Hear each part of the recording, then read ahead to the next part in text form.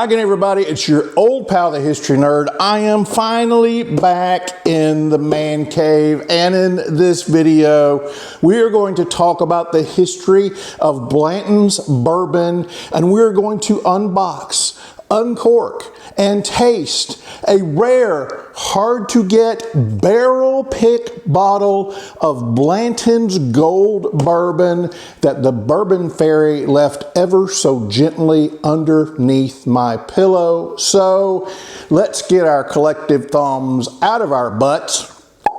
Who's with me? Let's go! Come on! And let's get busier than the fashion police at a NASCAR race. So, let me go ahead and say, some of y'all say, History Nerd, you talk too much. My friends, all of my videos are time-stamped. And I'm going to talk for a minute before we get into the Blanton's history and tasting. So if you don't want to hear me prattle on about why I have not made a video lately, timestamps are your friend. Skip your happy ass right on ahead to a part that interests you. But as I said, lots of you have been posting on my YouTube page, sending me messages saying, History Nerd, where are you? Why have you not made a video in a month of Sundays? Well, friends, let me tell you why. Here in Alabama, where I live, it is mid-July, and it has been hotter than a $2 pistol. And usually on this channel, I review Stetson hats, and I review cowboy boots that I buy. Y'all, it's been too damn hot to wear cowboy boots. I have not worn boots, much less bought a pair, so I ain't got any new boots to review for y'all. On top of that, I have a crap ton of straw Stetson hats. I don't need any more straw Stetson hats. It's hard to find them for the giant 7 3/4 size head that I have. But I will tell you that when the weather cools a little bit, I feel there may be 1 or 2 new felt hats in my future. So just wait till the weather breaks and I'll be producing some more hat videos. Another reason I have not been making videos is the History Nerd has been traveling. He is a man of the world. He is a jet setter. And I like to go places. And my friends, I recently took a trip to Las Vegas, Nevada, where I had some cool experiences that I think I should share with you. While I was in Las Vegas, I met Rick Harrison, owner of the gold and silver pawn shop that has become famous on Pawn Stars. And I had the opportunity to have a conversation one-on-one with Rick Harrison for a few minutes. And during the conversation, I said, Rick, let me ask you a question. You are a collector. I collect a bunch of crap. Y'all look at the shelves behind me. You can tell I collect stuff. And I'm intrigued by what other people collect. I said, of all the stuff you have bought and collected, whether on the show or in your personal life, if the Lord God in heaven came down and said, Rick, you may only keep 3 items that you have collected, what, Rick, would they be? He said one of them is he owns the oldest stained glass window in the Western Hemisphere. I think he said it goes back to the 12th century, and the stained glass window decorates his home. It's in his home. He said the stained glass window would be one of them. He says that he has an original Viking bracelet dating back to the days when the Vikings were terrorizing the world. Y'all, I don't know crap about Vikings. I don't know when that was. Let's just say as long as time ago. He said he has an original Viking-owned bracelet that he still wears from time to time, even though it's antique and rare. He said his Viking bracelet would be the second one. And he said the third piece that he would save if he could only keep 3. He has a first edition copy of John Locke's Treatise on Government, which he said dated back to like 1683 or something. And he said that would be the third piece that he would save. Personally, I would make it one of his fancy sports cars or something like that. One of the cool things he's bought on the show, but apparently Rick Harrison is quite the nerd, and he would save a stained glass window, a Viking bracelet, and a first edition John Locke book.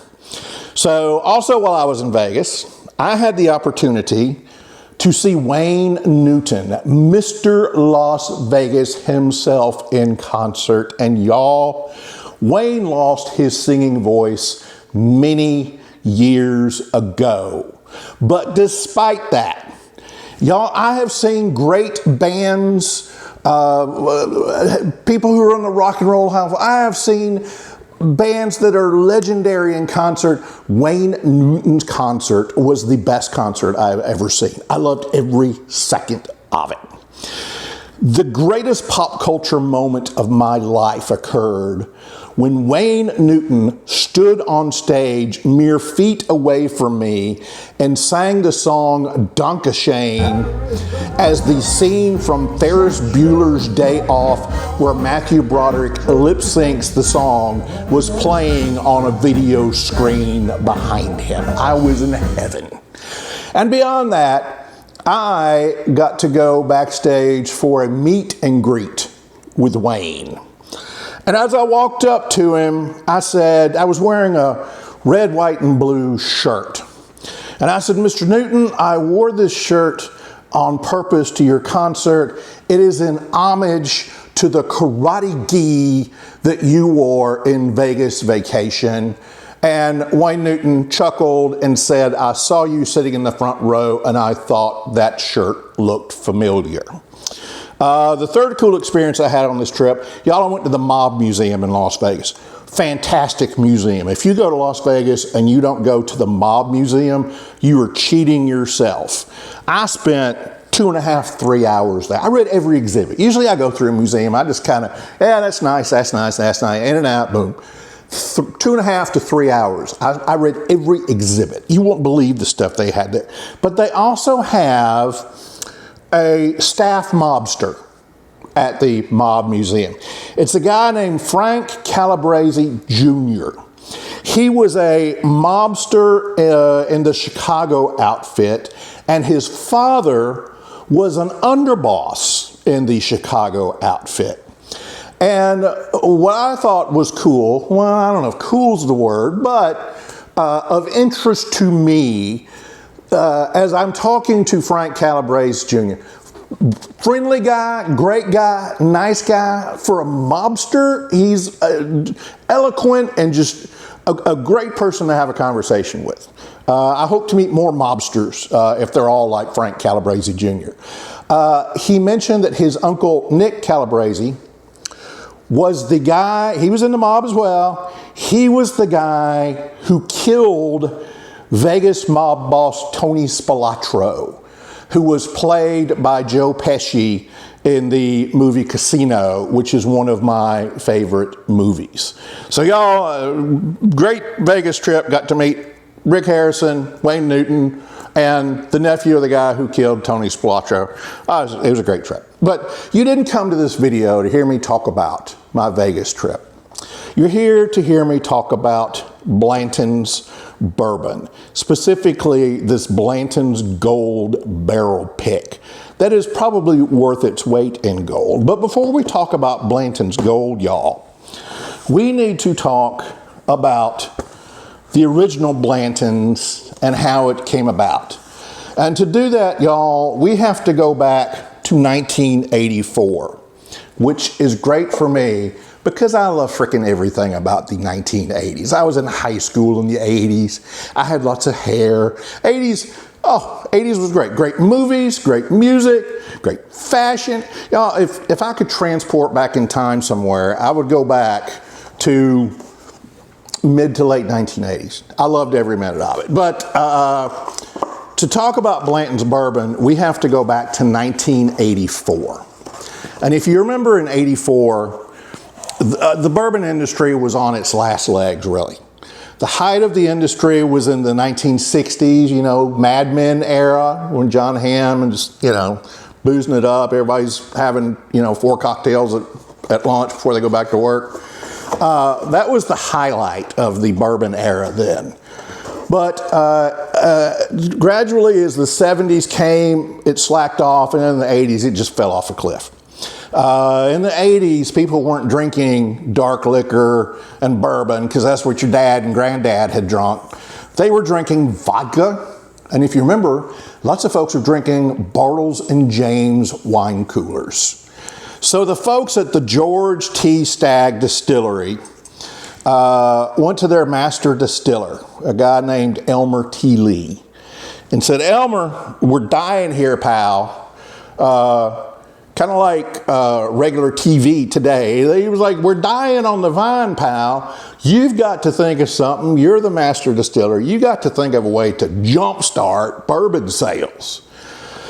So Elmer was like, right, I'll do my best. And as he's sitting there thinking, he remembered that one of his predecessors, years before, a guy named Albert Blanton, had discovered from the warehouse workers that there were spots in the distillery on various floors of the various houses. You know, you can take 2 exact barrels of bourbon fresh off of the still and put one on one floor in one rick house and another on a bottom floor and another rick house.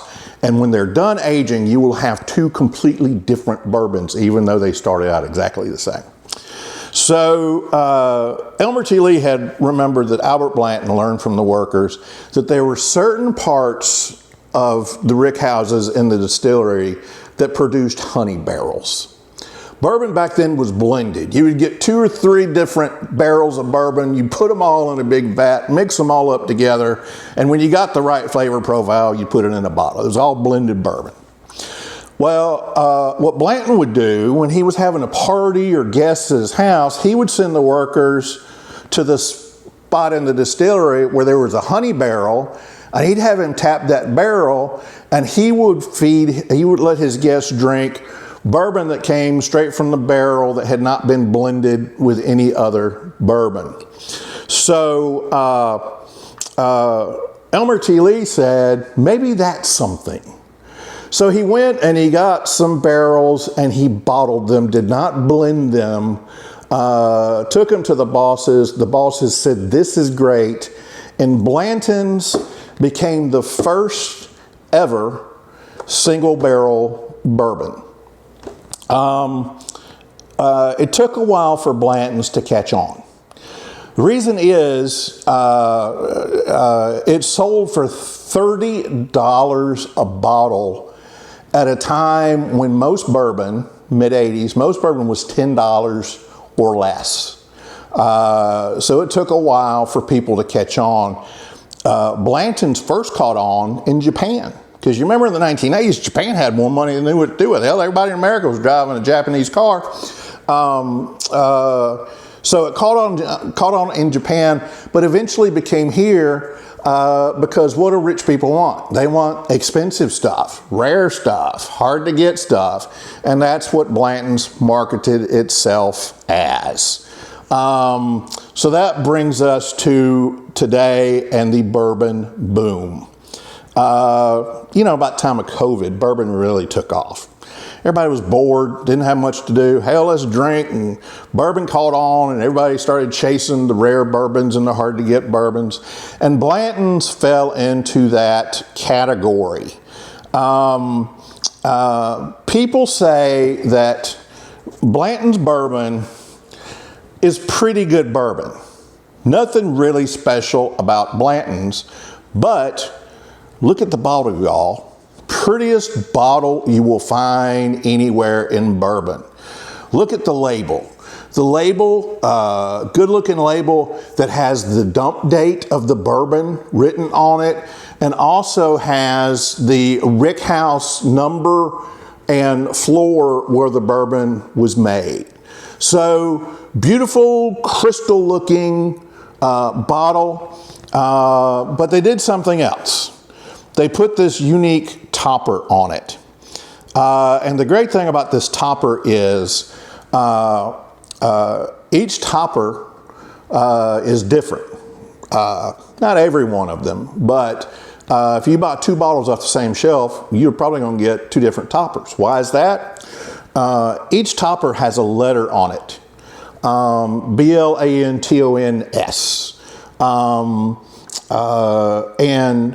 People collect these stoppers until they are able to spell out Blantons with the toppers. Plus, the horses are moving on each topper. So if you collect all of the toppers and spell out Blantons, it looks as if the horse is competing in a horse race. Friends, I will tell you, there are people, idiots, bourbon fans, they call them taters, just people who've got too much money, too much time, who go around chasing toppers until they get enough to spell Blantons and depict the horse race. I don't know what kind of stupid son of a bitch would go to the trouble of collecting all of the Blanton's toppers, much less putting them on a barrel stave display like this. I certainly wouldn't do that, but there is my barrel stave display. When you buy Blanton's, and Blanton's is allocated, there are people who line up for this stuff, people who pay a premium for it. If you know how to get it, it's relatively easy to get at retail prices, but you have to know people, you have to make relationships, you have to do what it takes to get it done. There are people who line up for this stuff. And Blanton comes 2 ways. It comes in boxes like this, and inside the box is the bottle, and as you saw me when I opened the box, the bottle is inside a velvet bag that says Blanton's. That's one way. Sometimes when you go to the store and you look into Blanton's, it does not have the box or the bag. It is just naked. You get a naked bottle that's wrapped in this fish-like kind of thong thing. It reminds me of a girlfriend I had back in high school, naked in a fishnet thong. Anyway, so that's the 2 ways that Blanton's comes. Now, Blanton's retails for $65. Let me check my notes. Let me make sure.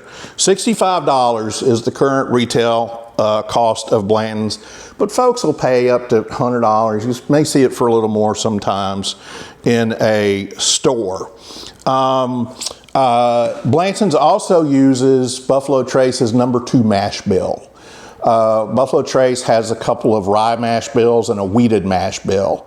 And they don't give a lot of information about the mash bills, but it's believed that the mash bill number 2, which Blanton's is made from, is the same mash bill that is used to make Elmer T. Lee, Rock Hill Farms, and Ancient Age. It is Buffalo Trace's high rye mash bill. It's believed to be about 15% rye. So now that you have the full history, my friends, of Blanton's bourbon, it is time for us to go explore Blanton's Gold and talk about its history and sample this. But rather than do it here at the table, I think we should move over to the Man Cave bar and try it over there. All right, y'all, we have moved here to the bar in the Man Cave, and it is time to unbox our Blanton's Gold Private Barrel Pick. We happy? Vincent? Now, in addition to the regular Blantons, there are 3 other kinds of Blantons. All 3 were once only available internationally. One of them is called Blanton's Special Reserve. It is still only available overseas. You can't get it here in the U.S. But why would you want it? Because it's only 80 proof. Then there is Blanton's straight from the barrel, which is exactly what the name implies. It is Blanton's that is straight from the barrel. And then this, which is Blanton's Gold. Now these two, like I said, were only available internationally before 2020. But in 2020, they decided to make Blanton's Gold and Blanton's Straight from the Barrel an annual release. Now I said that the Bourbon Fairy left this bottle under my pillow. That, my friends, is not true. Sadly, there is no Bourbon Fairy. Where I got this bottle, and I'm going to go ahead and open it. And be aware that by opening this bottle, I'm losing any opportunity to sell it on the secondary market and make a bundle of money. But we will talk about that in a minute. I did not get it from the Bourbon Fairy. A buddy of mine, a good buddy of mine, there we go. We've broken the seal. A good buddy of mine was invited to participate in a barrel pick, Blanton's Gold barrel pick at the Buffalo Trace Distillery. And he purchased a quarter of a barrel. There were 3 people on the pick. One guy bought half the barrel, another guy bought a quarter of the barrel, and my buddy bought the other quarter of the barrel. And for buying that quarter of a barrel, he got 54 bottles out of that barrel. And my good friend, gosh, one of the nicest guys I know, one of those guys who makes me smile whenever I see him, and not just because he gives me expensive bourbon. He said, I know you like bourbon, and I would like for you to have one of my bottles of Blanton's Gold. Before I pop the cork on this thing, let's do a little side-by-side comparison of Blanton's Gold and regular Blanton's and talk about the difference between the two. So regular Blanton's is 93 proof bourbon. This is 103 proof, 10 proof points higher. They're both believed to be aged 6 to 8 years. It's what I've heard. I don't know. If I'm wrong, I'm sure one of you sons of bitches will post in the comments, history nerd, you dumbass, you don't know what you're talking about. But I'm told that they are aged 6 to 8 years. Blanton's, as I said, retails for $65 a bottle when you can get it at basic retail, but that's hard to do. Most people buy it on secondary market.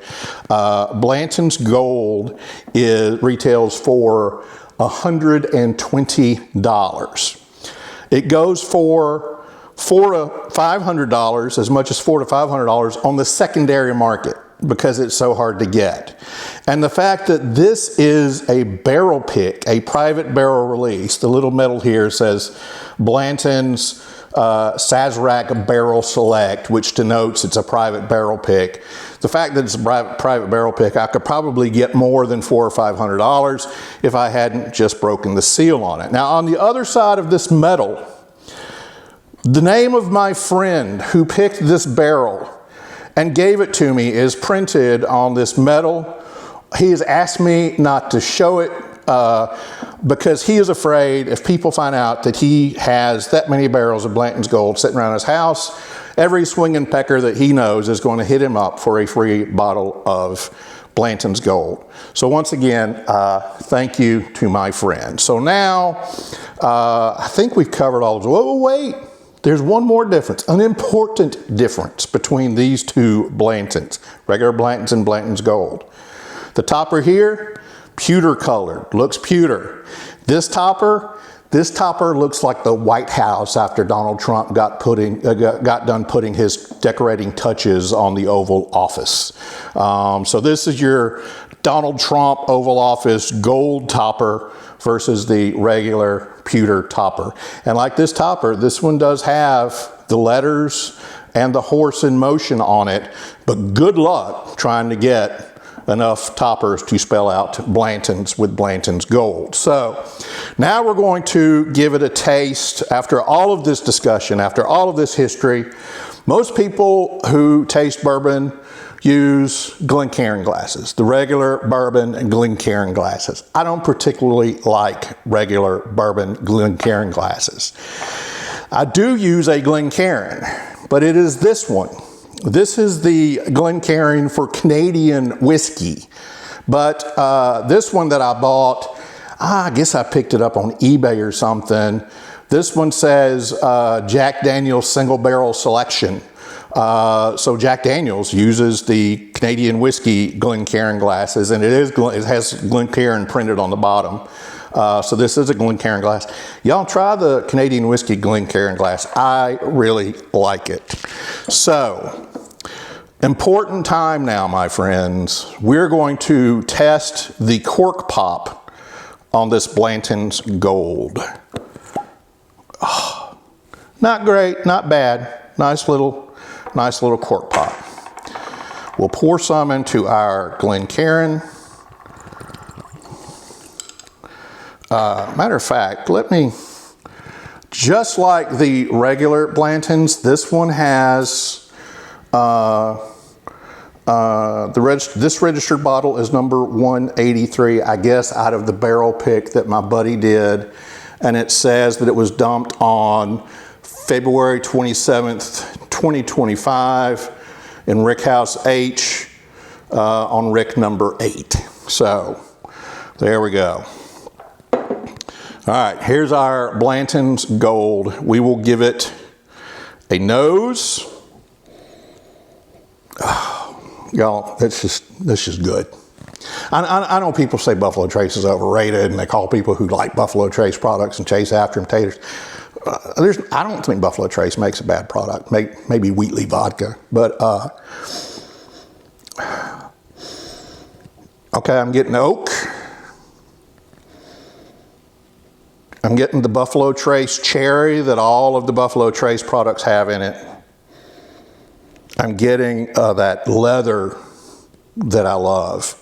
George T. Stagg. If you ever drink that, I've got a couple of bottles from the BTAC collection over there. One day I'm going to do a tour of my man cave and show my bourbon collection and all the stuff that's out here in the man cave.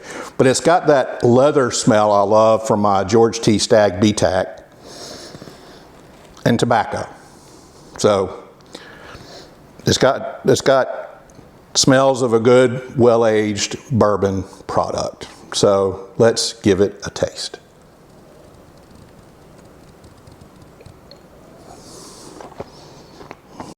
Oh God, it's so good. So good. So good and tasty. That's good, folks. You know, it drinks a little hotter than 107. It really does. Gosh, and it's got a great mouth feel. It's oily going down. It's got the oak, of course, that you get. It's got some caramel.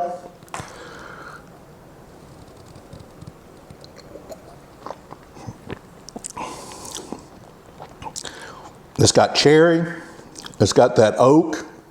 I said oak. It's got the leather and tobacco too.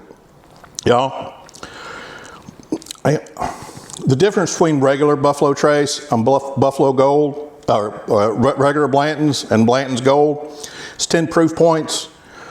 The experience, and it's not just in my head because this is hard to get. This is so much better than this. If you can ever get you a bottle of Blanton's Gold, but of course this is a private barrel pick, it is a great experience.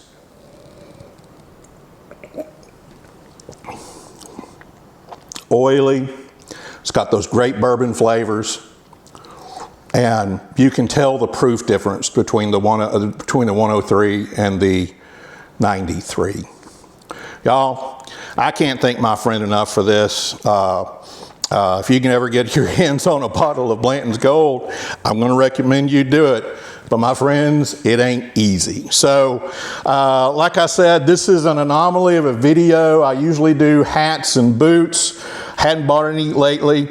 Decided to try this bourbon tasting. I'm thinking about if you would like for me to do a tour of the man cave, show you all the doodads in the cabinets and all the memorabilia and stuff I have out here, go ahead and post and tell me, History Nerd, we want to see the man cave. But that brings us to the end of this video. I'm going to ask you to do 3 things for me, friends.